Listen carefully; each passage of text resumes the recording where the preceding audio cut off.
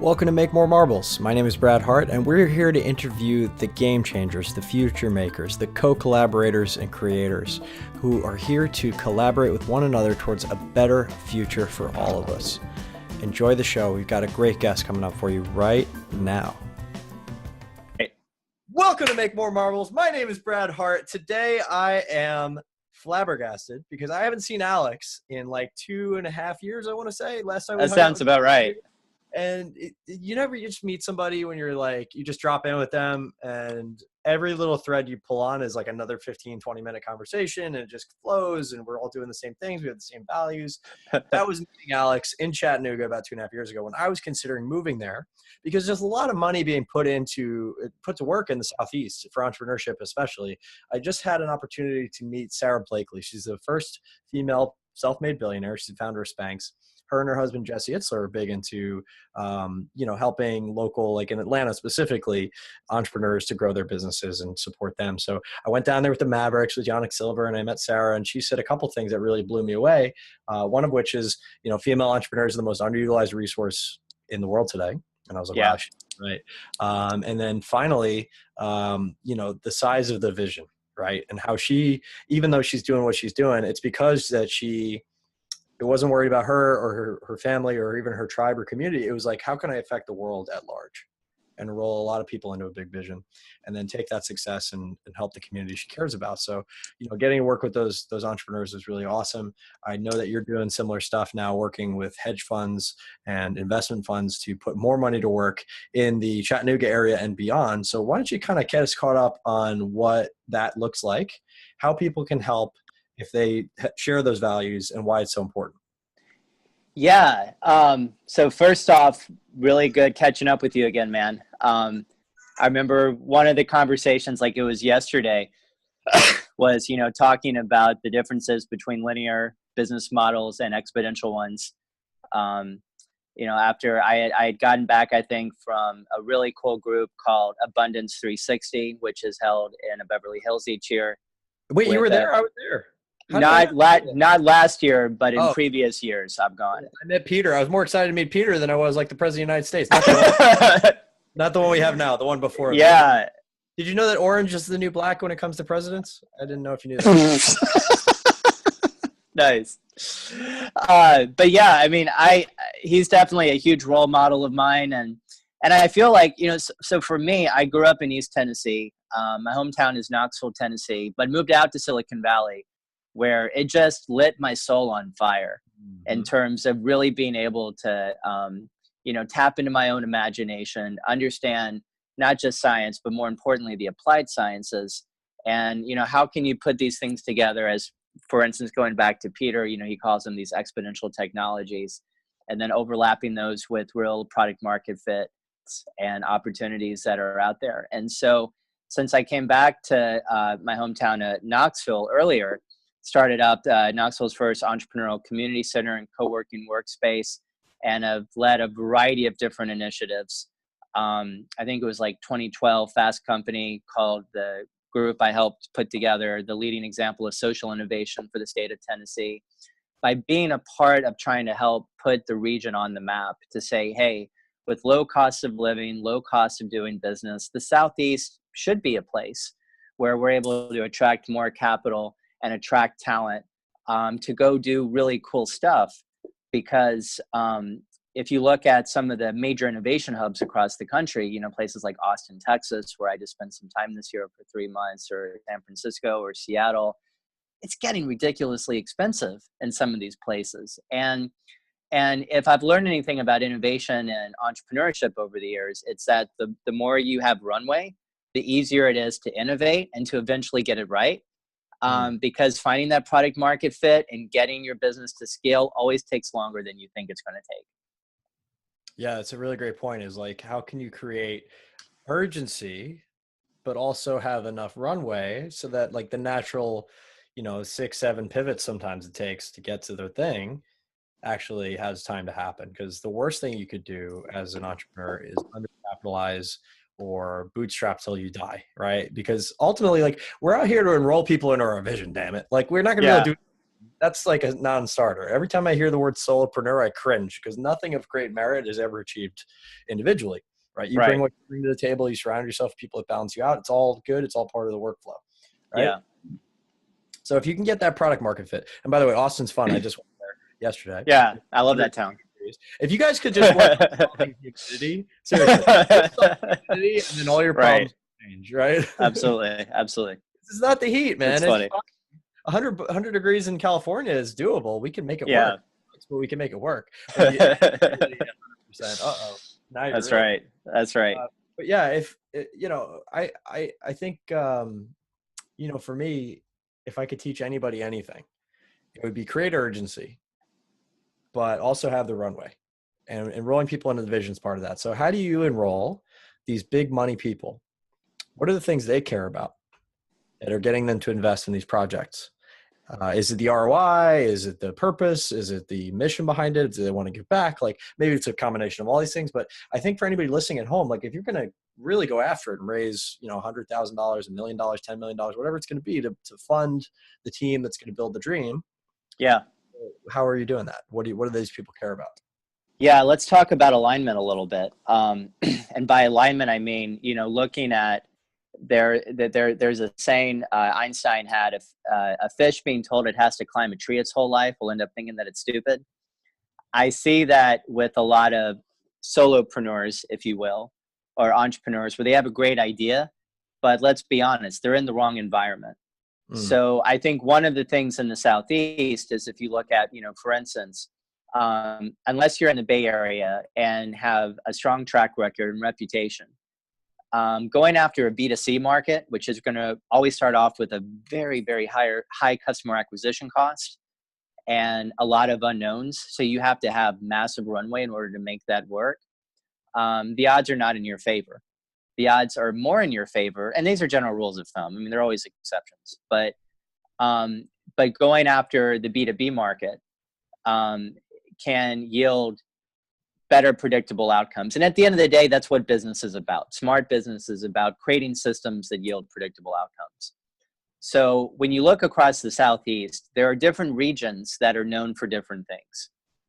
We're talking about Atlanta, for instance. Atlanta is a very strong fintech area.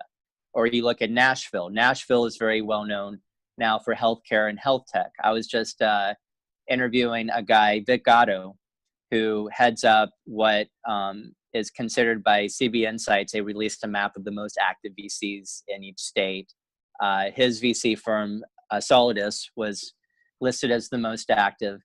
He, as an offshoot of that, launched a seed fund called Jumpstart Foundry, which invests solely in healthcare, health-related, health tech startup companies. Now, why does that make sense? Because it's Nashville. Healthcare represents a $33.8 billion economic impact in the city. Roughly, I think it's close to like 18 publicly healthcare traded companies, and roughly 3,400 healthcare companies total just in the region. So if you're a startup, you have a really great opportunity to go speak directly with industry across the street and say, what's your biggest problem, or what's going to add value? How do you need to save time, save money, or make more money? What is that? Start with the value proposition. And arguably the best investment right out of the gate, if you're going to play that game, is it's going to come from your customers. It's going to come from your clients. It's going to come directly from industry, because they get it. And what a huge validator, because then you're able to, show proof of concept, go out and make it work, and then go up to investors, the most of whom now these days, they don't really want to fund experiments. They want to fund growth. For every 10 investors you talk to, 9 are going to be interested in funding something that scales. And maybe you get lucky and one is like, yeah, that's a really cool idea. Let's try it out. But that's becoming, in my opinion, having, scanning a lot of the, deal flow that happens throughout the Southeast is becoming even less frequent as the years go by. Meaning that if you want to show that proof of concept, it's typically best to self-finance and self-fund. So you can show through some kind of validation what that customer acquisition cost is going to look like, and then take it out to the outside world and be like, hey, I'm looking for help. I've got a pulse. This isn't just an idea. This is something real that people are resonating with. So that's brilliant. I want to riff on a few things and pull on a couple threads here, because Yeah, when we please. threads, we unravel the sweater and we get to the truth, right? Sure. Which is maybe we both Oops. need a little more sunshine. Uh, Yeah, yeah, yeah. so you talked about Jumpstart Foundry being in the healthcare niche in the healthcare city, right? $33.8 billion in net economic impact in healthcare in that city, which is like Yeah, absurd, right? And what I think you'll find if you start looking is like there's a city like that everywhere, right? that's Like, right. everybody loves Silicon Valley and that's a whole thing, but okay, cool. If you want to do a tech, change the world startup, that might be a place to go, but it's not the only place to go, certainly. And Right. for different industries, it might make a lot of sense to be in different places. And being around those industry parties, now the strategy can become, how do you, at least for me, I'm a people guy, how do you connect the dots? How do you get those people to come to your mixers? How do you get those people to, maybe take them out to drinks? Get them in the room talking to each other, adding value to each other, and you can learn and Yeah. then be the, be the leader, be the coordinator, the facilitator that's now connecting these dots, staying on the, with your finger on the pulse of what's actually going on. And then ultimately that leads to the conversations, which lead to not only being successful in your MVP, but also getting the funding that you need, because those are the people that know the people. And if you're willing to ask and you have something really good, like you said, they want to fuel growth. If you're already growing, they want to make that happen because that allows them to lower their risk. And at the end of the That's day, right. That's if right. they're going to put capital to work, that's the number one question they're asking. Question number one, how do I not lose money? Question number two, refer to question number one, to paraphrase Warren Buffett. But it's really true. Like, if you have money, this is a lesson I learned in my hedge funds, to go from, garage band, couple $1,000,000 to the big leagues. Now I'm dealing with investors who are already rich. They already Yeah. have $100,000. Why do they want to take risk? Why do they have more to lose than they have to gain? Why do they want to take risk? So yeah, like when I was asking you, it's kind of a leading question as far as the values and the alignment. That's so important. But the key piece that most people miss when having investor conversations is that they already have the money. Why should they put it to work with you? Why is your startup a good bet? It's not because your idea. It's because of your metrics and numbers, and they can make a reasonable determination based on those metrics and numbers that if they put their money to work, they're not going to lose all of it, and they're probably going to make more. Yeah, I think that's the simplest way to put it. And so, making sure that you've got alignment, you've got validation, work on the fundamentals and the foundation first, right? Like making sure you've got the right advisors, the right mentors, the right access to talent. You're having ongoing communication with your clients or your customers, and then just essentially being able to validate and fill up that CRM database so that it's not just a lot of noise. Like these are real, suspects, prospects, qualified sales leads that are there. And the best thing that the investor wants to hear is to say, hey, all we need is money, and we've got letters of intent and contracts, and we're ready to go. The only thing holding us back is capital. And of course, that's it'd be nice if every entrepreneur could say that and also walk on water. It's not always possible, but you Mm. want to get as close to that as you can, because again, I just think that, unless you're in the Bay Area or unless you just have overwhelming technological talent on your team. Like I was a part of a startup here in town called Variable. We were CNN Money back in the day, I think 2013, called us the hottest gizmo at Consumer Electronics Show in Las Vegas that year. 2014, we were labeled as global manufacturing, one of the top 10 manufacturing startups in the world. All for this little device that we were making with interchangeable sensors that could measure different things that would then communicate with your smart device. When we were getting that off the ground, a huge part of what made that fundable was the fact that the founder, Dr. George Yu, had been this, legendary wonder kid, zipped through Georgia Tech, got his PhD in electrical engineering, was able to, before the age of 30, was doing projects with NASA, Department of Homeland Security on mobile sensors, was attracting some of the best talent in the region. And so I think what a lot of investors think in the back of their head is, okay, I don't necessarily understand what this is, but what I do get is these are all amazing professionals and engineers that are out there making amazing stuff, and their market value alone is worth the investment I'm putting into them. Because even if they have to pivot, that skill set is so rare that whether it's, during the operation of that business or at the exit, let's be honest, when a lot of exits happen with a lot of startup companies, they're not just purchasing the technology or the customers. In some cases, they're also purchasing or acquiring the talent that came with building that technology, so that they can then put them to work doing other things in some cases. It just depends. Yeah, I just had a conversation on the show with Tucker Max. He runs, he's obviously infamous for his books, but he also runs a startup that just crossed the 10 million mark in revenue called Book in a Box. And one of the things, we kind of went back and forth on, I was like, I think it's the team that makes the dream work. He's like, actually, I would disagree. Until you have product market fit, the team doesn't matter. So we're kind of going back and forth between these two pieces, but it's like, they're obviously both important. But sure, if you were to say and weigh in on this, which do you think is the most important to have? I think product market fit, hands down. Okay, cool. So I'm going to into my earlier belief that, that the team is everything, but I do think the product market fit will attract the right team, which allows you to go to big very quick. The team is the insurance policy for investors. Basically, at the end of the day, I mean, there are lots of different pathways to establishing trust and credibility. So they want to know that a team can execute, but also know that just, there's quantifiable market value with the skill sets that people on the team are bringing to the table. Absolutely. At least in the technology space. Right. And at the end of the day, there's got to be that team to drive the thing forward. Yeah, right. If there's not, and they're not, and they build the system, the process, and the workflow to make the thing happen, the best ideas, if it's in a box locked under the ocean and nobody ever saw it, who cares? Yeah, right? Yeah. So, these are the pieces. And like you said, you don't have to hit the ideal. You don't have to be perfect and walk on water, but the closer you can get to these ideals, the better. So we talked about alignment. We talked about values. We talked about product market fit. We talked about a team, and we talked about capital, having enough runway so that you have not only urgency to get it going, but also enough to really make it work. Yeah. What other things that you perceive may or may not have been covered during that last few times I was yapping on my lips?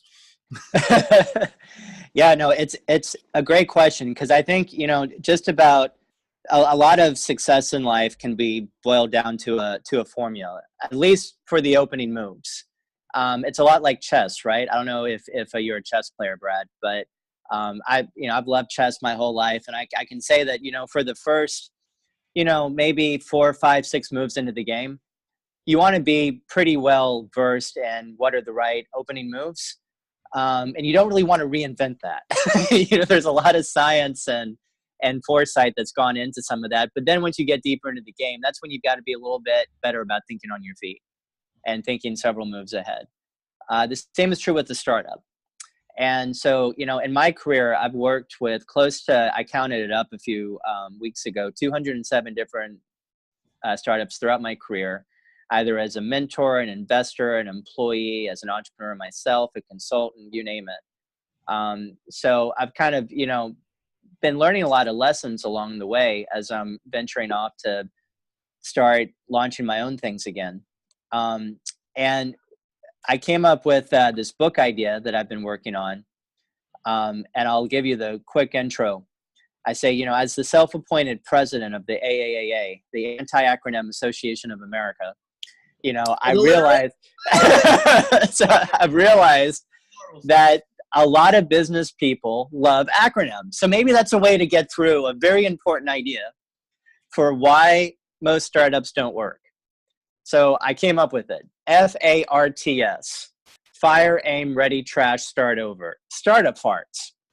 So check out startupfarts.com here in about a month or so. And I'm going to have a cool website I'm working with some developers on, where I'm going to be collecting stories from around the world of entrepreneurs that were so focused on getting things done, but not on getting the right things done and in the right order, because they didn't have that template.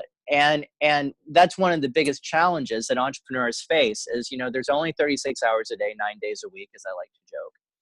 And there's not really any, unless they have experience or unless they've got really great mentors, it's a constant challenge with taking up bandwidth for figuring out how am I going to prioritize my time. And so to being able to, I still to this day have not seen a good website where you can download not the business plans or the pitch books, but the actual Gantt charts of some of the great, legendary startup companies, from like the Airbnbs to the Ubers to, all of these, high EXO quotient companies that are out there, right? I don't think that exists. I mean, it's one of those things in my own life. I have to go and just work my network and talk to the product manager and be like, so what were the inflection points that you guys went through to get from step 1 to step 952 with going through this process? Because you can learn a lot about that and then sort of, tweak from a project management perspective. How can you get more done in less time and avoid predictable pitfalls? But most people just, don't embrace this idea that you got to slow down like that before you can speed up. Because if you have a really slick game plan and Gantt chart that the team can unify around, so it becomes less about thinking on your feet, but more just about getting it done. And you've really got confidence that you're getting the right things done. And you're always going to pivot. You're always going to shift things around a little bit. But at least there's that structure that's been thought through. It doesn't happen very often. And as such, you've got a lot of startups that are farting, that are making these, very predictable mistakes. So I'm hoping that that's a way that we can bring together lessons of failures, celebrate that as success stories, but also laugh at ourselves at the same time. Because at the end of the day, I mean, when we can be completely transparent and vulnerable and recognize we're all going through the same challenges. We've all got the same obstacles with getting our ideas off the ground, the stronger all of us are. I love that. And I think the more we can create communities around entrepreneurship, not to like tell everybody to be okay and hold hands and kumbaya, Sure. Talk about the real stuff. Like I put up a post earlier and I mostly put positive stuff, and I love Facebook, and I've got a lot of really wonderful people that follow what I write, and I write every day. So obviously there's a lot, but I'm always blown away consistently by when I share something. I had a speaking coach, his name's Thomas Blackwell, and he told me that people will respect you for your successes. They'll respect you, but they'll love you for your failures. Yep. So I was sharing that my last 2 or 3 startup projects, I had this mastermind trip to China. I had this other mastermind that I've been working on for almost 2 years. Like they're both not working out, and I have to own that. And now I have to pivot. And that's like a lot of revenue that I was counting on to actually make this year work. And now I'm kind of getting my ass handed to me. So it's an opportunity for me to step up into the gap and say, I've got a note right here on my damn desk that says stop spending. Right there. You've got this, right? Yeah. And I'm okay with that because I'm constantly a work in progress. Just because I've been successful in the past doesn't mean I'll be successful again in the future. And if I take my eye off the ball and I get into my own story about how I'm going to fail and everything's horrible and blah, blah, blah, whatever else your mind wants to serve up as a reason, because that's what we're doing. We're always looking for reasons why things are the way we are. We're meaning. Sure. If you start buying in, pretty soon you're going to be at the end of a freaking rope, Right. Kicking it out from under you. So, for me, it's just a constant set of being really clear and honest with where you're at, understanding that people will actually love you more for it. And then finally taking the necessary course corrects. After you had your few moments to suffer, you shouldn't live there, but you can suffer for a minute and just get back into it, get back into the flow. So today I woke up feeling kind of crappy. I ran 3 miles to the store, Ubered back. I looked at my podcast schedule. I had 4 wonderful people on the podcast today, including yourself. And cool. Like, you're right back into it. It's like it never happened, because at the end of the day, like, it's what you focus on is what you feel. If you focus on the things that aren't working, and you can find them if you look. Yeah, right. Guess what? That's your reality. But if you can find the things that are going right and expound on those and multiply those, then it'll overcome all the other crap. And nobody tells stories about the failures because we all focus on that, right? Or we love the stories of the failures. And I would add to that, on top of that, that's also part of the narrative that, you've got to go through so many failures in life before you reach success. As I get older, my response to that is maybe. I think sometimes we're a byproduct of our environments and our systems. And so, as much as success is about being in the right place at the right time and willpower, it's also about, what communities, what environments are we placing ourselves in, where that kind of rubs off on us. And so there's, as long as, I mean, the thing I see with a lot of entrepreneurial communities, and I think we're even figuring this out here in Chattanooga too, is that, given that, we see this shift even now more than ever, investors saying, I don't really want to fund product development. I don't want to fund prototypes. I don't want to fund, I mean, unless it's just like a legendary person with just like rock star credentials. Like magically $500 million. Yeah, right. Like that kind of stuff. Sure. It's just that it's like the world is not like Shark Tank. I mean, that's a TV show. It's a myth. There is very seldom, unless you're talking about friends, family, and fools, there's no money at the end of the rainbow that's just going to pour out of the sky, unless you are, truly at the top 1% of what you do. So in which case, focusing on a lot of things that you're talking about, personal development, focusing on, your finances, your relationships, your health, not just physical health, but in mind, body, and spirit, focusing on personal branding. I mean, hell, that's something I'm even now kind of going back to square one on, because, I've been around startup culture for 10 years and I've been constantly go, go, go. And I'm like, you know what? I'm not doing a good job of telling my story. In fact, I suck at it. Yeah. And just that realization opens up the space for possibility. Like, you're one of the smartest startup people I know and nobody's ever heard of you. So it's like, I want the smart people in my life who really to get more exposure and maybe take a page out of my book, which is I can promote the hell out of anything. That's cool, man. I appreciate it. And the feeling's mutual. And so, I'm taking my own advice. I'm slowing down before I speed up, and I'm saying, okay, well, how can I start to brand myself, do more speaking engagements, get my own, and just get, and just start to scale the conversation, because so much of success in life, it's not just doing that inner work, which is so important, but also, finding the right people that can help us get to where we want to go. Primarily because we can connect. I love it. Primarily because we can connect with them on a level where, we see a part of ourselves in them. Like psychology teaches us we're most likely to help those that are most like ourselves. And so the way that we can, help to sort of put our virtual selves out there as much as possible, and to think of ourselves as a brand, to help, to use one of your lines, which I've used often, stop chasing, start attracting, start attracting the right people, based off whatever it is that we want to do. Like those are the foundational, pieces that I think often get missed. And it's really frustrating, because I see a lot of startups with a lot of potential, but it doesn't go as well as it could. And very quickly the fun can get sucked out of it, because there wasn't a process, things weren't thought through, or in other cases, going back to square one, the person didn't have, in this case, the founder, the entrepreneur, didn't have everything in their own lives aligned in the right way and on autopilot that allowed them to then take it to the next level, to go launch something as large as what they care about.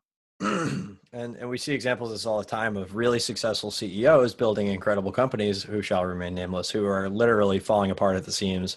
Everybody's talking about how they felt uncomfortable in the place or whatever. Like, it's happening because they're so drilled into this one piece, and that insecurity, or whatever you want to call it, has driven them to be so significant and so successful. And then when they get to that place, they're in the public eye all the time. We realize, wait a second, they don't really have their life figured out.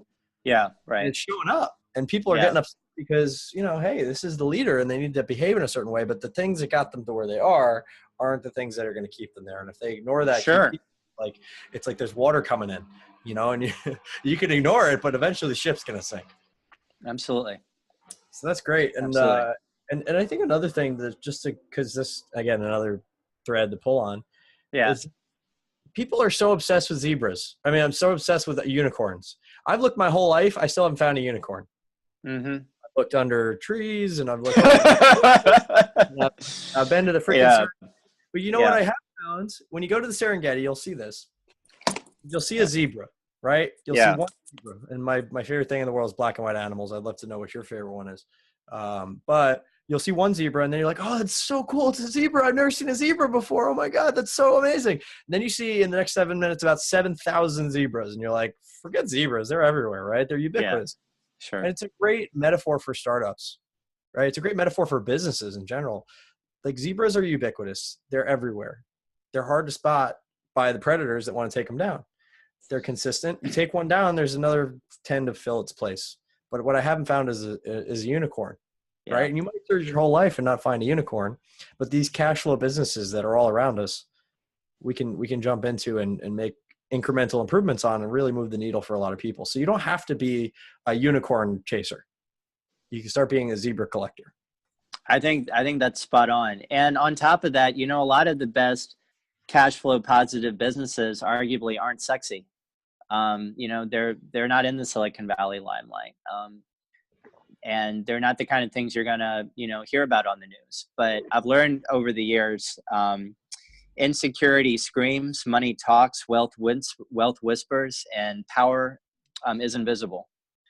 And, you know, I think the deeper you kind of get into the business world, and I'm sure, you know, you're in the same boat, you know, you meet some of these people that are doing some really amazing things. Sometimes you've never heard of them, but they're behind the scenes, writing big checks, making things happen. In some cases, not really caring who gets the credit, because they just want to be successful and sort through a lot of the, frankly, bullshit that's out there when it comes to the entrepreneurial world. Where I remember even like going back to my college days, I called the entrepreneurship club the I'm young and I like the idea of being rich club. Let's be honest, that's honestly what it was. But, you know, as you get older, you realize that, you know, there's really, it's not about the archetypes or the attention or the, you know, trying to get your face on the cover of some magazine or whatever. I mean, all those are things, frankly, the people I see that have gotten to that point, they just don't really care. You know, they're about focusing on a much deeper, higher calling. That's so awesome. And I'm going to reiterate, because insecurity yells, money talks, wealth whispers, and power is invisible. Mm-hmm. Unbelievable. What a great saying. Thank you for that. So yeah, man. And it's so funny to see, because when you really get into it, what we're doing is changing the world. And it's changing sometimes our world internally. It's sometimes changing the world of the people that are just directly in contact with us. Sometimes it's people that we influence through various tools and leverage opportunities.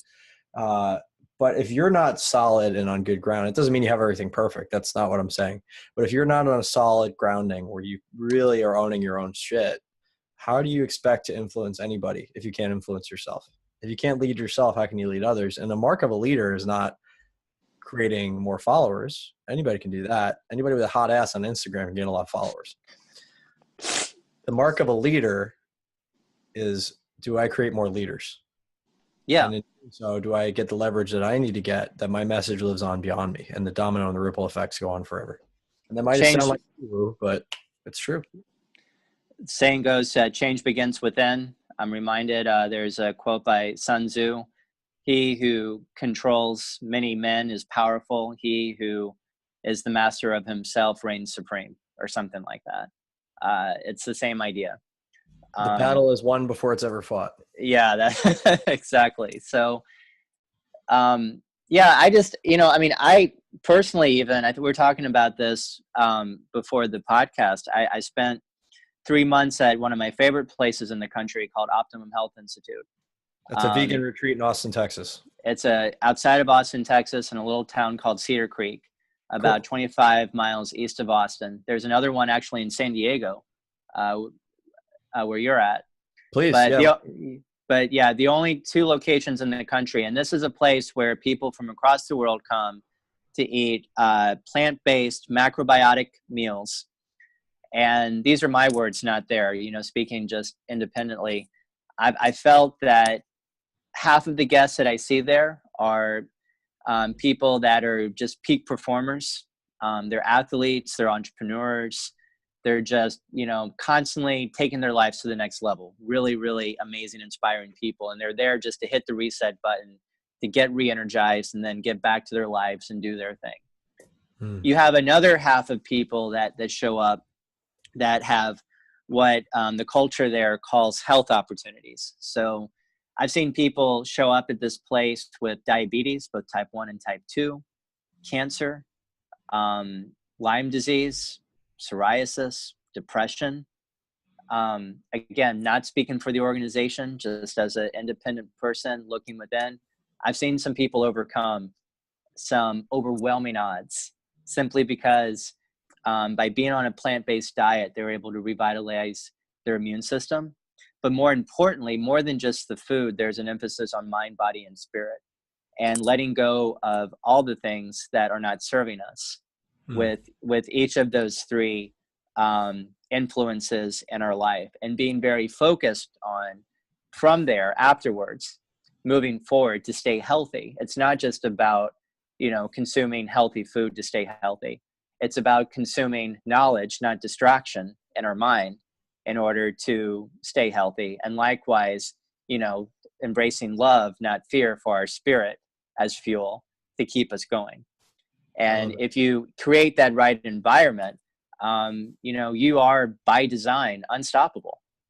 And so for me, being there for 3 months was just a great way of, getting back into my element after just going for years of just nonstop work. Again, like I joked, the 36 hours a day, 9 days a week, which as I've gotten older, I mean, I know there are a lot of, I won't name any names, but just, entrepreneurial icons, let's call them. They're just hustle you got to hustle, you got to work, you got to do the work, you got to just go. You got to give it your all. Onto that message. But the reality is you can only hustle so long until you burn out, and then you got to find flow. And if you don't find flow, you have no leverage. That's right. It should be a marathon, not a sprint. And even when it is a marathon, take a break every once in a while and take care of yourself. Right? So it's a tool, but not every problem is a nail, and not every tool is a hammer. And if you try to hustle everything, you're going to miss the opportunities to really get the most leverage and make the most impact. Right. And it's needy energy when you're hustling. That's right. People tend to, be pushed away by that. Right? They're not attracted to that because it lacks the same need that they have. Right. Yeah. The people should be attracted to you because you have what they need, want, and desire. And then you can help them with that as well. And I think that comes from a place of not just saying I have everything figured out and everything's perfect. That's not true either. It's like, no, I can facilitate a transformation because I've gone from A to B, and I can help you get there too. In whatever product, service, doesn't matter. And I think when we're at our best, we attract other people into our lives that are at their best. And that's so important, as we manifest the right relationships, both friendships and professional, for people to be able to look at us and say, wow, you seem like just by design, really healthy, happy, abundant. And for that to be authentic and real. I mean, we all are born with really good bullshit detectors. Mm-hmm. And, I've been around entrepreneurs that, frankly, they've got amazing ideas, but I'm like, you just look like you're stressing the F out, man. It's like you're taking what should be fun and making it not fun because you're constantly, I gotta, it's like that repels the flow, the energy that should really make something that's really cool into something great. Yeah. And if you're looking at somebody and they're about to fall down and they say they want to change the world. So, right. Change begins absolutely. with it. That's a beautiful reminder. And thank you for that, because that's been to the detriment of my finances, honestly, the last few years. Like I used to be the hustle, grind, hard guy, and we made tons of money doing that, and I burned out. So now being able to come back to it from a place of health and true feeling, I have my relationships, I have my health worked out.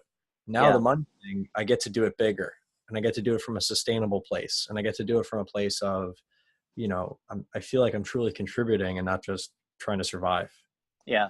And that's where my best ideas and insights come from. So you may be at a different stage in your journey, and that's great. And that's encouraged. Maybe you need to go through that hustle phase, but understanding that there's a bigger picture at play and people go through cycles can be a really great reminder that this journey's not over, and it's never the same man, never the same river. You're going to keep changing and growing, and just kind of embrace that. Just get excited about that, because if you knew everything that was going to happen to you, if you knew how the book was going to end, what the hell would be the point of living? And that's a cool way to bring it around full circle in terms of, I get excited as, you see all these entrepreneurial communities pop up across the country. And what I see as the foundation beyond just business support resources and events and conferences and all that great stuff is what we're talking about: resources for the individual to go, to do like flotation therapy, or to go, sit in a sauna or a spa somewhere, or to go do yoga, or to get, roughing or acupressure or whatever it is, all of these different health and wellness resources that, are prevalent in places like San Francisco or Seattle or, major metropolitan areas. But in other cities, I just, for me personally, I've seen a correlation between communities that have stuff like that and have like both healthy meal options and sort of, if you will, oases for the mind, body, and spirit in their community, with having successful innovation coming out of those communities, as opposed toward the places where it's just like all fast food and, maybe like there's a gym and that's it. That place doesn't really attract those with an imagination. It might attract people that can execute, and that's great. But those aren't the places, in my opinion, where the next big idea will emerge from, because it's not a culture that encourages and celebrates ongoing renewal of the mind, body, and spirit, which is so important for getting new ideas off the ground. One quick point: the founder of Airbnb actually came up with the idea when they were on a meditation retreat. And I've done this as well. There's one called the Juan Dharma Center up in upstate New York in Claverack. It's about an hour north of New York City. And I recommend it all the time because it's just one of the coolest places that exists, right? It's 460 acres, complete silence, Korean Buddhist Juan Dharma Center. You can do the meditation, do all that, or you could just be completely by yourself and in silence for 3 or 4 days. And how many people really do that? And they do the meals, and they got the catered vegetarian meals, and nobody talks to each other. They smile, and they're having a beautiful time. But that's the thing they're there to do. Is to meditate and ground themselves. So if you guys haven't experienced something like that, please do reach out and let me know. And also, I'd like to know the name of the center here in San Diego so I can check it out, because I'm always exploring different options to kind of reset. And coming back from Austin, I just had way too many tacos, so it might be. Well, check it out. The website is optimumhealth.org, and the name of the place is Optimal Health Institute. And again, they've got locations in San Diego, and the other one is outside of Austin, Texas, in Cedar Creek. Do you think the macrobiotic plant-based diet for people with like colitis, for example? Because I have a few people in my life that struggle from that. I think in general, there's a lot of science that's been coming out that shows, if you look at, for instance, when most mammals get sick, they don't eat. They allow their systems to heal, strengthen their immune system. People don't always do that. And the science shows that fasting or just juicing, like vegetable juicing, for just, up to like 3 days can really just do wonders for hitting the reset button on that immune system. And if you're consistent and just keep with it, it's not a guarantee. Nothing is guaranteed in life, but I do encourage that everyone with a health opportunity at least try it before they judge it, or before they say, well, that's just not for me. Right. What's the worst that happens? What's the worst that can happen? Fasting for 30 days about 5 years ago, and I haven't stopped since. I'm like, this is so much better. I don't have to worry about this. I can just do my thing, and then I feel good, and I can eat ice cream at the end of the night, and I don't feel like crap in the morning. And it's amazing. And I get more and more shredded as time goes on. And I'm like, what the heck is this? Sure. My body fat keeps dropping. I'm like, I'm the guy I used to hate who could eat whatever he wanted. No, totally. It works for everybody. For me, it was like, so 100%. Okay, cool. So this has been awesome. We could go on forever and ever. We could, man. And maybe we'll have you back on the show. We could just dig into more stuff. Because sure. I your own transition. Like, you were a little overweight when I first met you. Now you look really healthy and clean, and it's awesome. So, I know you're practicing what you're preaching, and that's awesome. What I want to ask is, because this is the Make More Marbles community, we're all about cooperation as opposed to competition. What is a connection, a resource, an opportunity, a person, or a system that we could plug you into, anybody at home listening, or myself, or my team, that would help you to get to the next level in your business or life? So I am currently launching an agency model called the startupexperts.com, and really interested in chatting with other market professionals and growth hackers in the startup community. I'm fairly well connected with most angel investors and investment groups, or at least a fair number of them in the Southeast. And, you know, given that they're interested in funding growth, I've learned over the years that a great way of doing work with startups, if that's your passion, is keep investors very close to the hip, because they can be the ones that can endorse you and go up to their portfolio companies and say, hey, you need to work with this person in order to help you get to the next level. And so I've found over the years that, you know, a lot of entrepreneurs are just sort of in this go, go, go mentality, but there are a lot of market research techniques, and we can talk about that maybe during the next podcast. You know, from everything from data scraping to doing online surveys with, you know, pre-established random samples that overlap with psychographic data. So, you know, rather than going through months of A/B testing, just figure out, you know, hey, how can you optimize your conversion rates for email or social media or whatever? You can actually get to that point a lot faster. And that's what I'm really passionate about. And I enjoy working with others and collaborating with others that are equally as passionate about market research and growth hacking, sales and marketing in particular. That's awesome. And that's such a huge service, because like when you're trying to get your message, like you got a message, you got a desire, you're inspired to share something, man, that's most of the puzzle. It really is. Yeah. When you get clear on what it is, you have that desire and you're inspired. But then, okay, how do I reach the actual people that need to hear it in a way where I don't go trying to do it and I can make a business? Because that's, at the end of the day, you know, the only thing that's going to keep you from having the success that you want to have is I'm not making enough money to reach the people I want to reach with my message, my product, my service, or all three. And I've seen that happen a lot. I mean, I can't tell you how many clients I've worked with over the years where, you know, to quote one of my favorite entrepreneurial icons, is Steve Blank has a great line, a vision. I interviewed him for Forbes. Oh, he's one of my favorite people. You know, he's got the great line, a vision is not a fact, right? And so I've seen companies where they'll, you know, spend hundreds of thousands of dollars developing software. They're all convinced they're the smartest people in the room. They go out to market, it's not the right fit. And then they're like, oh, now we need to start doing market research. And I'm like, you realize you could have actually not paid for a single hour of code. There are prototyping websites out there. So you can create the simulation of what the software would be like without actually building it. And then go out and do random samples, figure out who's even interested in this, and then develop that, you know, product development conversation much more cost effectively than just hitting the ground running. And so there are ways to get to that magic sweet spot of a predictable revenue with a lot less stress, a lot less anxiety, a lot less cost, and make it a heck of a lot more fun. But I think there's still the types of people that are teaching that way of thinking are often like, if you were to say, look at like MIT, one of my favorite books, A Disciplined Entrepreneurship, by a guy named Bill Ole. I hope I'm pronouncing his last name correctly.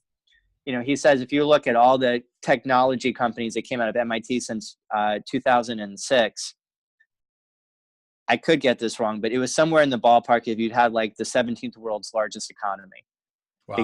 Because, you know, and if you look at disciplined entrepreneurships, you know, step by step, it guides you through how to look at market validation scientifically and how to basically write the script before you execute. A lot like a film, right? Like no one goes out and just shoots a full feature film and expects it to be successful and they don't have a script.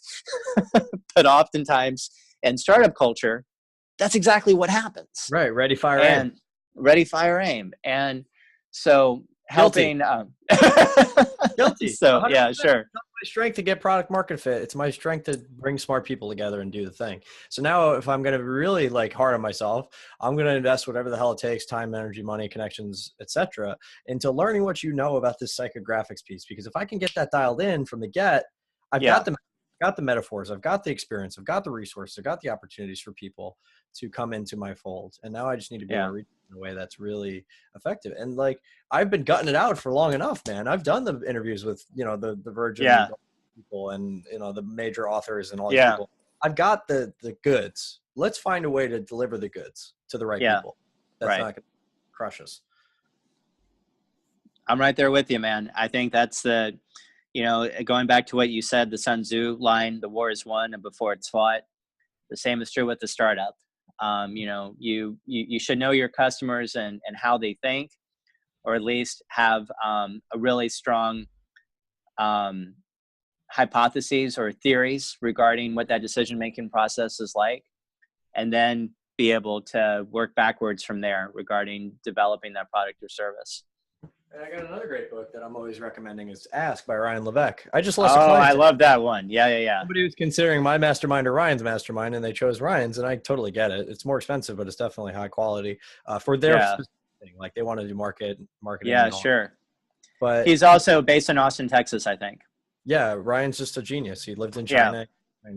He's worked with $100 billion companies. He's done 100 million leads over the years. Yeah, that's awesome. Through quiz funnels and all this different stuff. But this psychographics piece, guys, like this is not something to be scared of. It won the last election.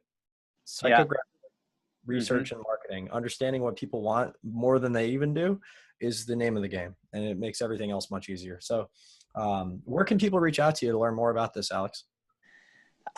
Just so for better or worse, there's only one Alex Lavidge in the world. Alex Lavidge, Lavidge. So you can just type me into Google and I'll be the only one that pops up. Done deal. That's a lot better than name, I'll tell you that. I'm competing against porn stars and lawyers. So in some ways that's good. In other ways it forces me to at least try to stay out of trouble. So just Twitter, Facebook, all that stuff. Always love meeting cool, new, inspiring people. Seeing how we can help each other. Always believe we're on this earth to help each other thrive. And I am 100% aligned with that value, and that's why we've connected so many times and just so deep. Like we always go so deep. Nuggets, Alex, and I'm just so grateful for our time together. Likewise. I'd love to continue the conversation offline and just let everybody go back to it. So from all of us here at Make More Marbles, thank you very much for listening. Reach out to Alex if any of this stuff is resonating with you. And I want to bring more people on like him who are freaking geniuses at what they do, but nobody might know their name as a household name. And that needs to change because, at the end of the day, man, the more people you help, the more people you help. That's right, man. I appreciate it. My pleasure. Okay. Thanks so much for listening to the Make More Marbles podcast. For more tips, hacks, and strategies to create an amazing, abundant life in your health, wealth, and relationships, whatever that means to you, head on over to makemoremarbles.com. Check out our cool explainer video about what we're about and join our community of entrepreneurial game changers. We want to help you level up your life in every possible way. And don't forget to subscribe to us on iTunes, Stitcher, or Google Play, wherever you listen to your podcasts, and please do leave a review. Thank you so much, and we'll see you on the next podcast.